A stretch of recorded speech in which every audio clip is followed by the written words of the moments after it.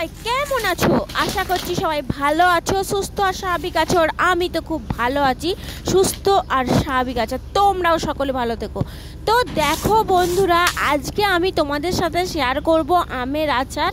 তো বন্ধুরা দেখো, তোমাদের দাদাভাই এখানে দু রকম আম নিয়েছে। এই আমগুলো লম্বা লম্বা টাইপের, এগুলো কি আম আমি জানি না, আমের নাম আমি জানি না, ঠিক আছে। তো এই আমগুলো বলছে নাকি শশার মতো মিষ্টি, তো মানে কিছুটা টক কিছুটা মিষ্টি এরকম। তো এগুলো নিয়েছে, এগুলো আলাদা, আর এগুলো নিয়েছে, এগুলো এর আগের সপ্তাহে নিয়েছিল। তো আমার এগুলো আচার করা হয়নি, তাই জন্য এর সাথেই দিয়ে দেব। তো বন্ধুরা, আমি যেই রকমভাবে আচারটা করছি, তোমরা যদি ওইভাবে করো তাহলে কিন্তু আচারটা তোমরা যদি একদম জারের মধ্যে কুড়িয়ে রেখে তোমরা 2 বছর ধরে খেতে পারবে এরকম। তো বন্ধুরা চলো বন্ধুরা, তোমরা আমার সঙ্গে থাকো, দেখতে থাকো, সাথে থাকো আর পাশে থাকো। তো আমগুলো কাটতেই সারাটা দিন চলে যাবে। তো বন্ধুরা দেখো, আমগুলো কেটে নিয়েছি, আর এই দেখো সাথে সাথে চলে এসেছি। কী কী নিয়েছি দেখো, লবণ নিয়েছি, শুকনো লঙ্কা নিয়েছি, হলুদ নিয়েছি, 5 ফোড়ন নিয়েছি। এখানে 5 ফোড়নটা একটু কম হয়ে গেছে, তো 5 ফোড়নটা একটু তোমাদের দাদাভাইকে আনতে বলেছি। আর এই দেখো গোটা জিরে নিয়েছি, আর গুড় আছে, গুড় নিয়ে আছে। আর কিছু একটা মিস হচ্ছে যেন, হ্যাঁ ভাজা মশলা, ভাজা মশলা এর সাথে ভাজা মশলা দিতে হবে। এর সাথে ভাজা মশলা হচ্ছে গোটা জিরে, শুকনো লঙ্কা, 5 ফোড়ন আর গরম মশলা। গরম মশলা যেটাকে বলে, তার মধ্যে এলাচ, দারুচিনি, লবঙ্গ, এগুলো হচ্ছে ভাজা মশলা।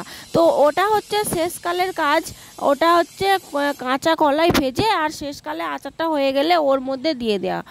তো বন্ধুরা চলো এবারে আমি আচারটা করতে থাকি। আর বুঝতেই পারছো অনেকগুলো আম, তার জন্য আমার মানে আমাকে দুবার ধরে করতে হবে। তো বন্ধুরা দেখো, আর কি কি মিস করে ফেলেছি তোমরা একটু কমেন্ট করে আমাকে বলো।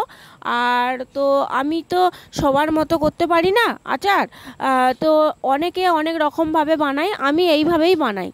তো চলো বন্ধুরা, আর তো দেখো আমগুলো কাটাগুলো কীরকম হয়েছে, আম কাটাগুলো ভালো হয়েছে কিনা, কারণ আমি লম্বা লম্বা করে কাটি। এক দিদিভাই উনি হচ্ছে আম কেটেছেন, তো ওনার দেখে দেখে ভালো লাগলো যে হ্যাঁ এইভাবে আমগুলো কাটলে ভালো। তো ওর জন্য আবার ওর দেখে দেখে আমি আমগুলো এইভাবে কাটলাম, তো ওনার ভিডিও দেখে আর কি। তো চলো বন্ধুরা দেখো, আমগুলো একটা বড় ডেচকির মধ্যে রেখেছি।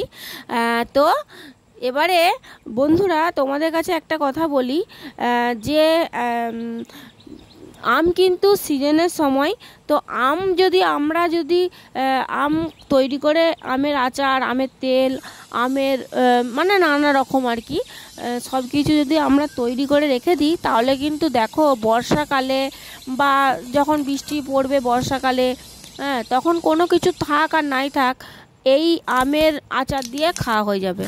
তো এই দেখো এবারে আমি চলো কড়াই বসিয়ে দিয়েছি, কড়াইয়ের মধ্যে 5 ফোড়ন, গোটা জিরে, শুকনো লঙ্কা দিয়ে দিয়েছি।